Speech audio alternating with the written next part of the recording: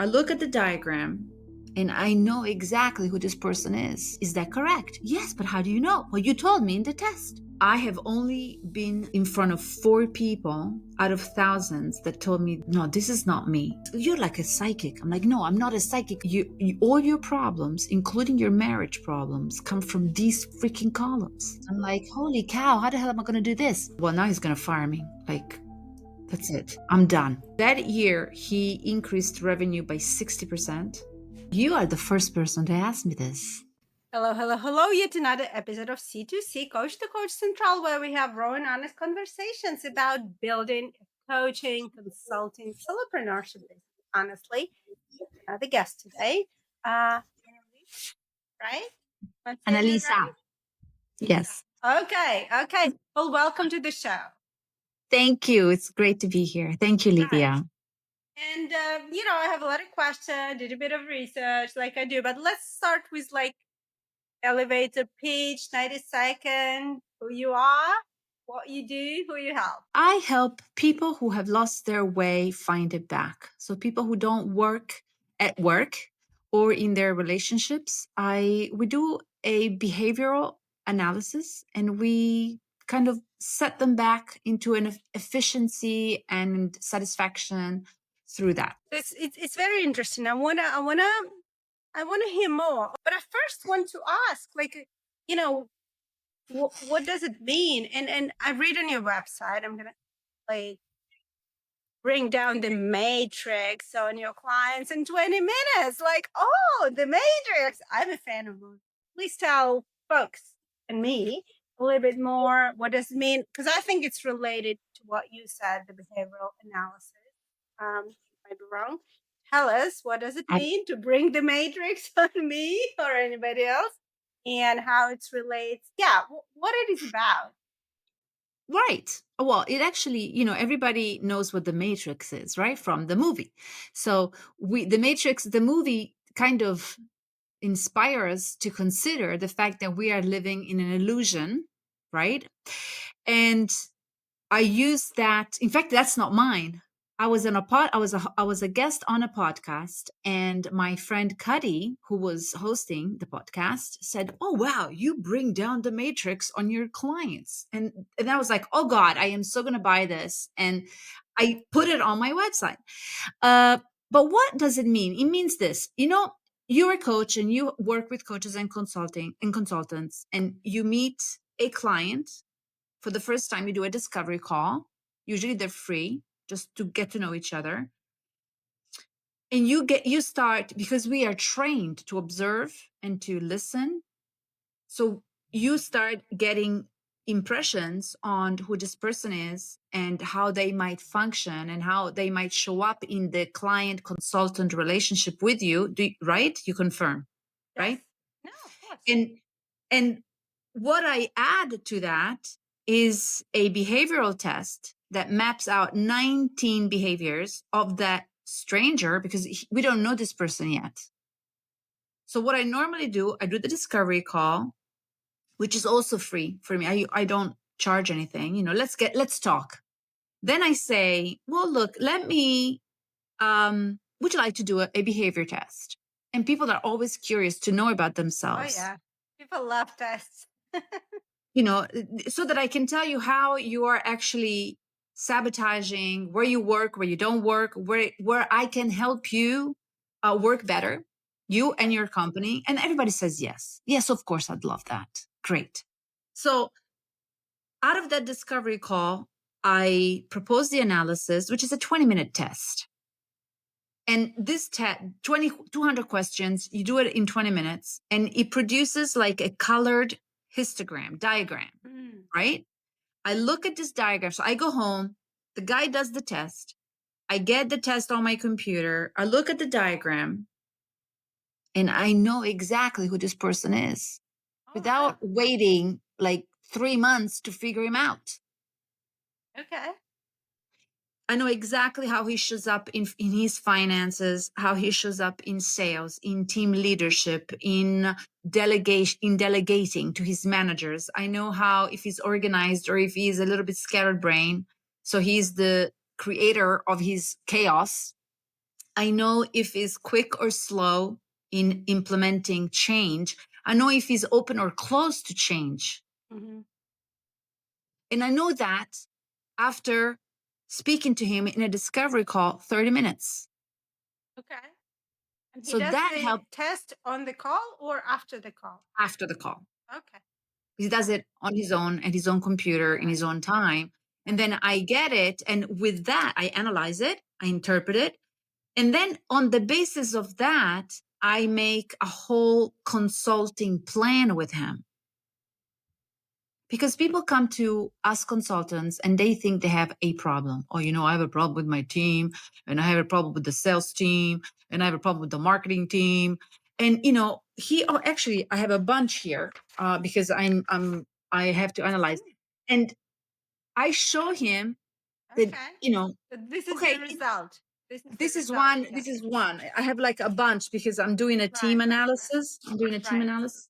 So, and I will show him through this test. I'll say, okay, well, last time you mentioned XYZ problems. Now let's see how we are contributing to these Mm. problems. And when they see that there are 220 questions that we do not see, we don't see the answers, we just see this. Okay. And this is based on their 200 answers. They're like, oh, wow. Oh, wow. Like, how do you know this? I'm like, you told me in the test. You told me. You said that, in this and this situation, you have difficulty with this and this. Therefore, you kind of put your head in the sand and pretend you don't see it. Is that correct? Yes, but how do you know? Well, you told me in the test. Yeah. And Okay. that's how the matrix is brought down in 20 minutes. Okay. Okay. Very interesting. So, I'm a nerd. I have, I'm a finance by background Okay. of my life in finance. So I'm a numbers person. So, I love this, right? Because I think it's very hard from, I feel this, I think this, that like this is very, sand castly. Like this is really Mhm. hard to grasp. We need something, some models, some frameworks, some data. It doesn't matter. Exactly. We need something tangible. Yeah, yeah. I love So I love tests. measurable. Measurable. Exact. Exact. So let's get a bit nerdy. Yeah. What is so there is some sort of methodology. Yes. Yeah, just tell, some nerds like me probably be interested. Look, so what is the methodology? It's based on how it's analyzed. You are the first person to ask me this.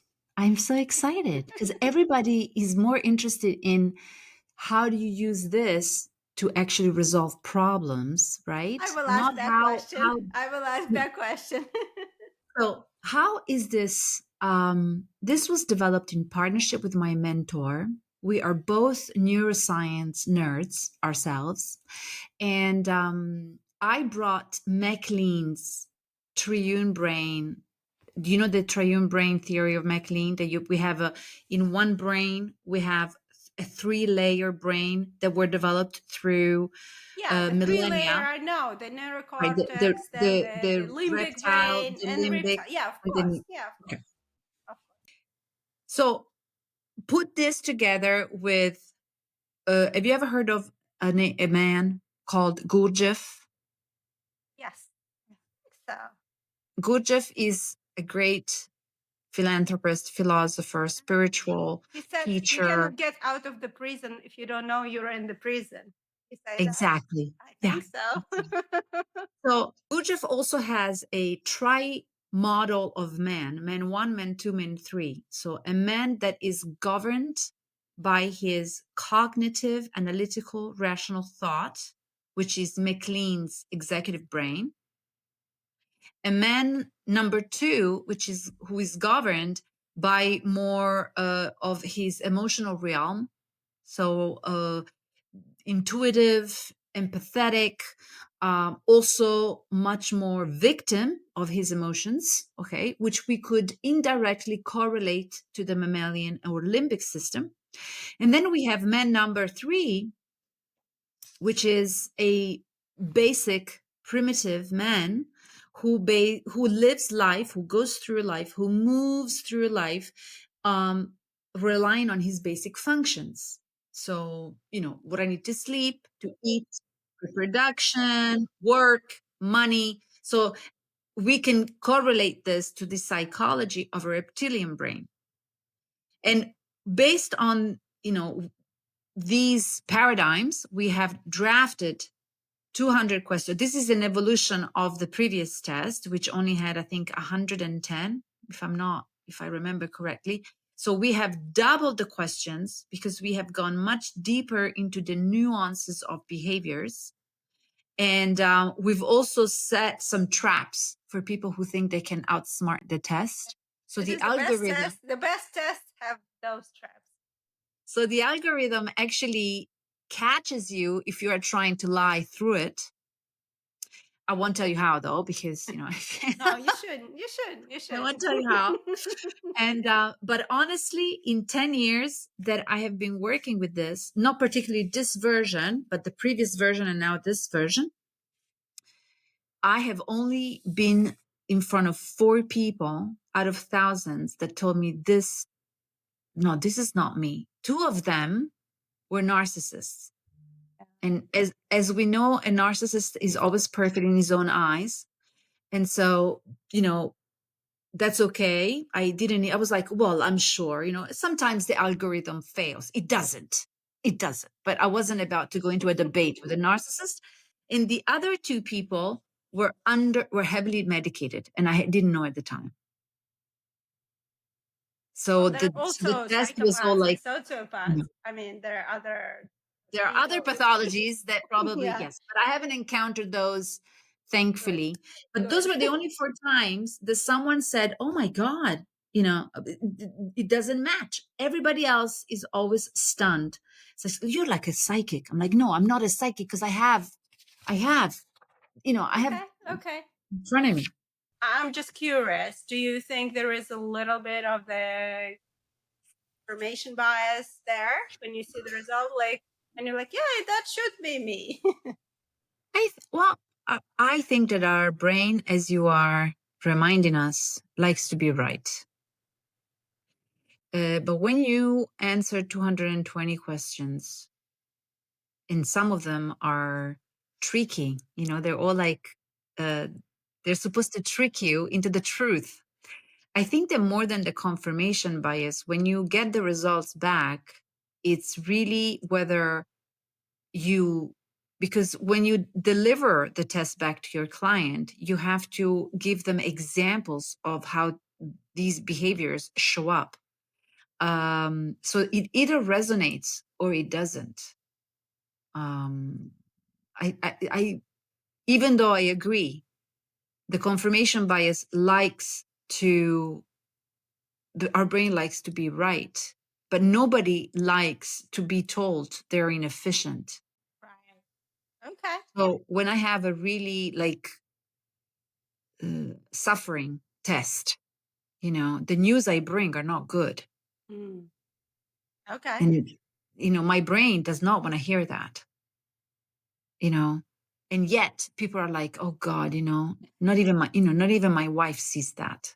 Maybe you can share some stories, some real life stories, because I love hearing stories about like how that helped, how that was like you said, like nobody realized this why am and then what? So how this became a transformation for your partnership. Well, obviously, when you are delivered the result, you as the client have to be open and curious and willing, right? There have people that have received the results in the sense they have listened and they have said, oh, wow, this is really me. Like, this is really cool. Like, wow. But then they were not willing to trigger the change. So our behavior does not change just because we see it. We need to see it in order to change it. But just because we see it doesn't mean that someone is ready to change it. So that's very important. The clients that are ready to see it and also willing to change it, the transformations have been numerous. The most memorable, I had like two come to mind, very different, very different profiles, both men, business owners and team leaders. One was, the first one had a toxic profile. So he did the test, and on the test, he came out as a detoxic person in the company. So that was a bit of a delivery, as you can imagine, when I went back to him. And it was very moving because he said to me, but because, okay, when I see the result on the diagram, on the colored diagram, and sometimes I do see someone who has a toxic profile or a very suffering profile, I know for a fact, because I've been doing this for 10 years, so I know for a fact that that person, either they're like a narcissist and they never doubt themselves and they never question themselves, and so they're stuck in their toxicity, or the toxicity that they bring into the work relationships is because they're profoundly unhappy about something or angry about something or stuck in something hurtful somewhere. So with this particular man, he was 50 at the time, and I was like 10 years younger than now. So I was like, yeah, 40 because I'm 50. So I was 40, and it was one of my first deliveries. So you can imagine, I don't even have experience. And here I am in front of a 50-year-old business owner, team leader with a toxic test. I'm like, holy cow, how the hell am I going to do this? Okay. And I went, and I knew he was crushed somewhere. So that's where I went. I'm like, what is crushing you that you need to And can be I pause you here because I'm sure? sure he came to you because I want to, this is such a great story. But when he came to you, what was his request? I'm sure it was not, I'm a toxic person, I'm a Oh, no. narcissist, help me. He's, So he oh, came oh, with that's, something else, right? yes. My team does not know how to work well. There you go. So it's not me, it's them. It's them. But it's hard to say that, I'm the problem. We are trained to be self-aware and Especially for self-attentive and, men. you know, but it's hard for everybody else to do that. They're not trained to do that. So anyway, so I started delivery, and I tell him, I'm like, who is squashing you, or what is squashing you? Because you are so angry and hurt that you are putting this all over your people. And of course they don't work. Half of them are afraid of you, and the other half criticize you.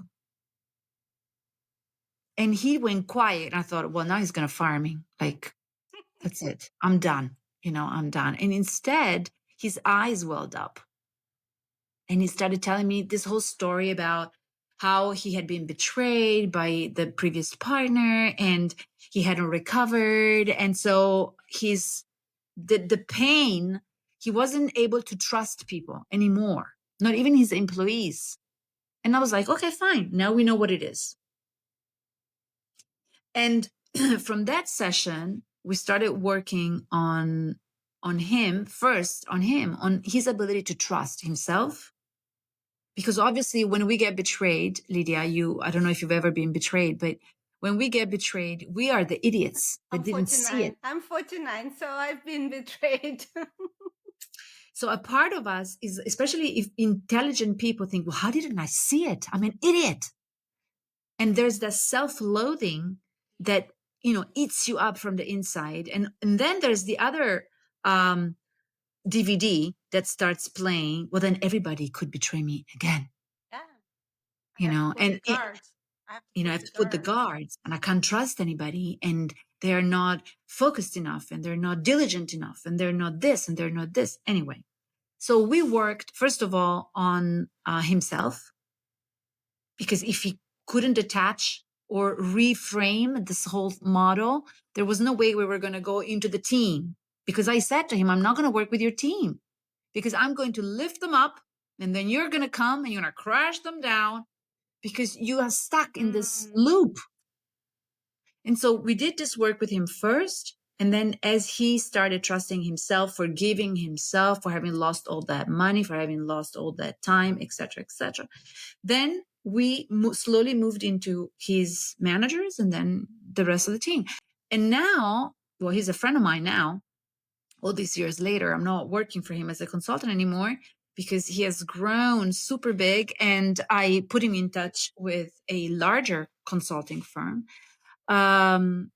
But you know, he's he's one of my most favorite transformative stories. And the second one, if I you want another one? Yes. Just one clarifying question, but he was, what I'm interested in, he was ready to receive. So I just want to He was ready to pinpoint that receive. because that's what you said earlier. Person, They have to be ready to receive it and they have to be willing to change it. yeah, I think that us as consultants, the way that we deliver the tool can be very persuasive in yeah. inviting the change, But right? I'm curious. Before we jump to the second one, did you have a situation where the person was not ready and he said, "No, it's not me"? Of course, Yeah, that's I've had possible, right? that is possible. But then I also cut the consulting period shorter than I would normally because I know that anything that I will do with the team will not work. And so, and I'll be very upfront and I'll say, but if we don't work on you first, anything I will do with them, it will not work for long. It will work for a little bit as long as I am following them and I'm supporting them and I'm training them. They will benefit and grow, but then you'll come along and you haven't grown, so you're going to set them back. And you'll get tired of paying me and I'll get tired of working for you. And I'm allowed to say this. And this is why people, even the ones who are not ready to change, they try, because I say this up front, Lydia. Otherwise, they are going to pay me to get results through the team when they are the ones sabotaging the team. And then they're going to say, Annalisa, I'm giving you money, but you're not working. No, dude, Yeah, I'm working. You are the one who's not working. yeah. No, I think it's such a great point, such a great point, and the very angles to this point. So often we are hired, and then we see, um, we see something, and then that's something maybe what was described, or it could be something else. But we have to, I don't know, it's ethical code of conduct, whatever you call it, your internal integrity, value. You have to stick to that and you have to be upfront. And yes, we coaches, we need business, we need coaches, we need money, we need contracts, but we see it's just not going to work. We have to be upfront. That's what I want to kind of stress out. And I'm saying it because I've been there. Look, when you're struggling for money, you're like, yeah, I'll take any work. I'll take any client. I'll help you. I'll help your team. But it will, you might get money, but then it will turn out ugly. Um, I had, I had those. I knew I shouldn't. I knew I shouldn't take the Me client, or I too. knew I Me should have too. said something, and it's just not gonna work. It's No, it isn't. And we have gone through it, so we know. And now, just the other day, I had one of these people who I know are not willing, because I have worked with them shortly a year ago, and now they're back wanting to do a consulting project with me. And I'm not gonna walk down that road again, because her test has not the test one part of the test maps out your relational competencies.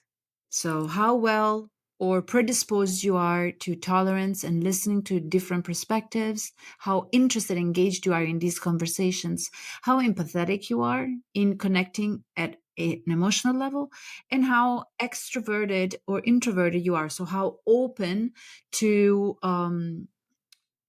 to creating new opportunities and new relationships and new conversations. This woman, I've told her, the first time that we talked, I'm like, you all your problems, including your marriage problems, come from these freaking columns.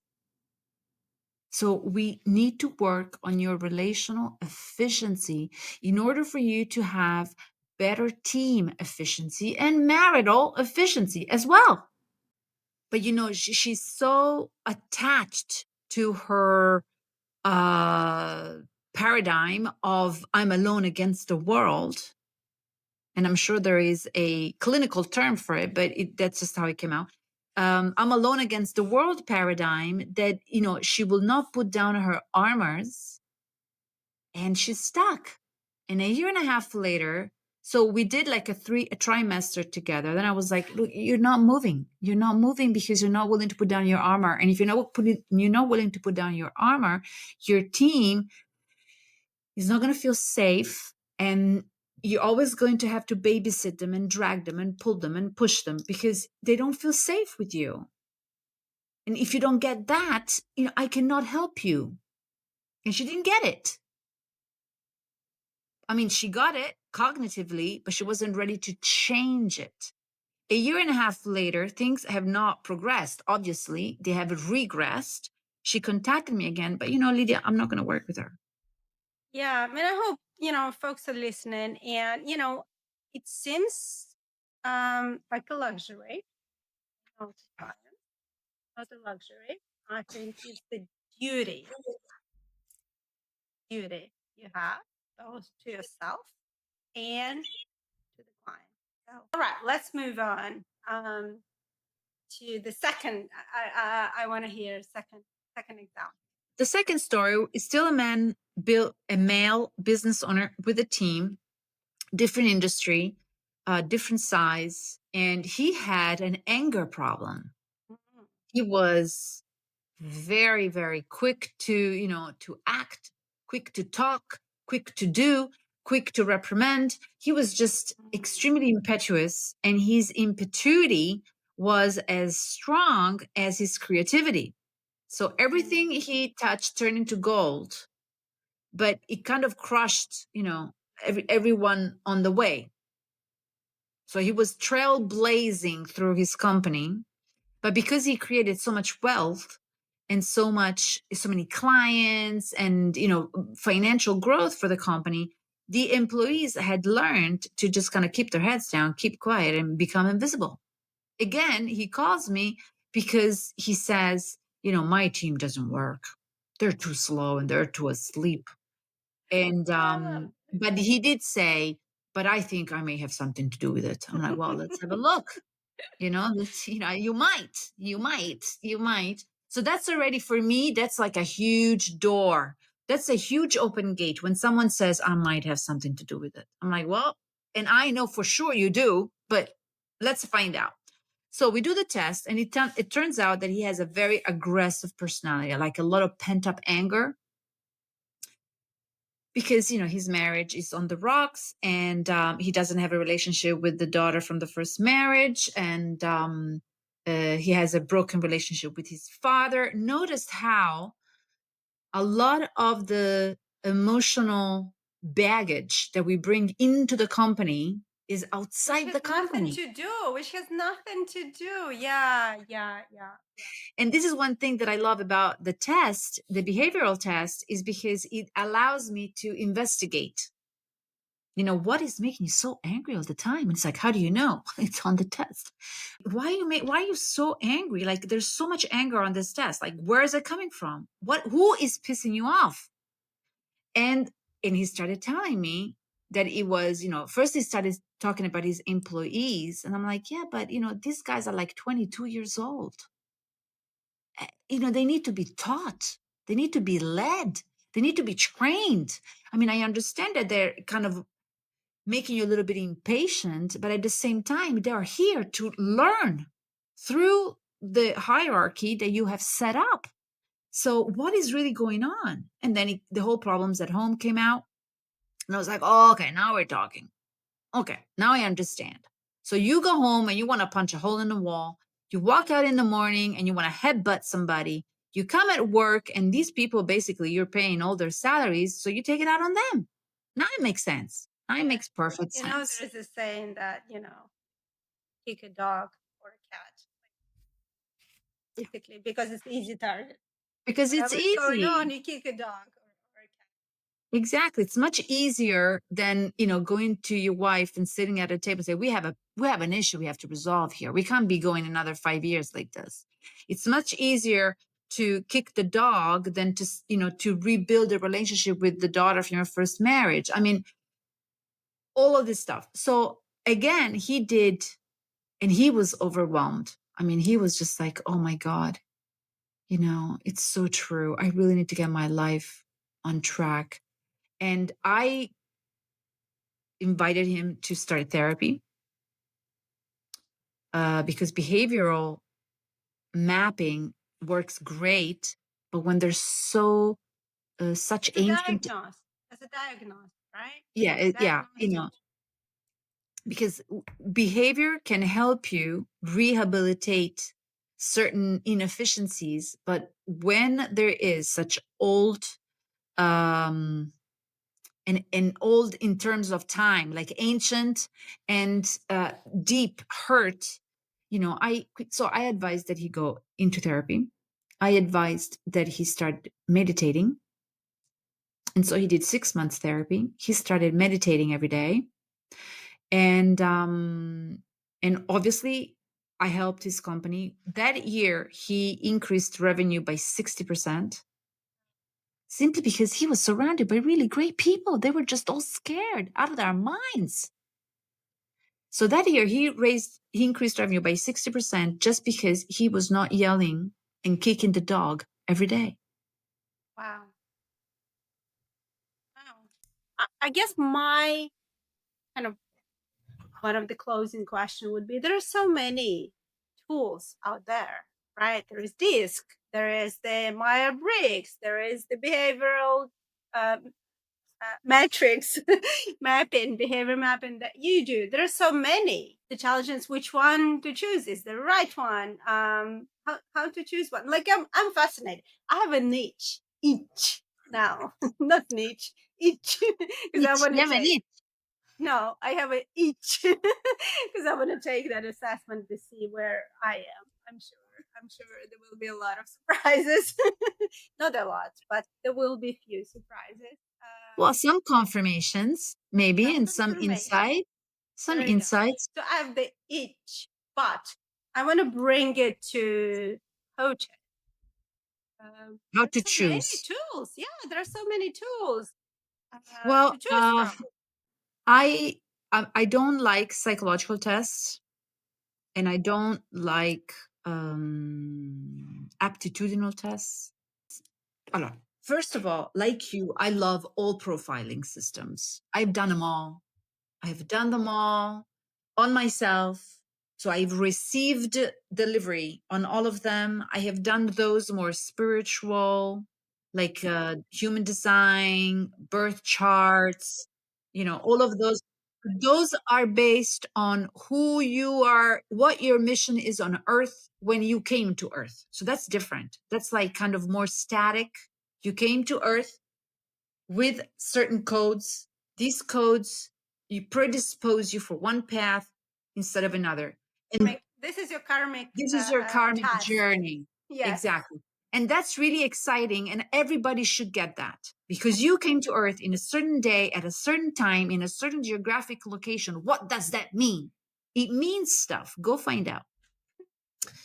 All the other tests that exist, first of all, are all great because any tool that will shed light into who you are and into how you work is precious.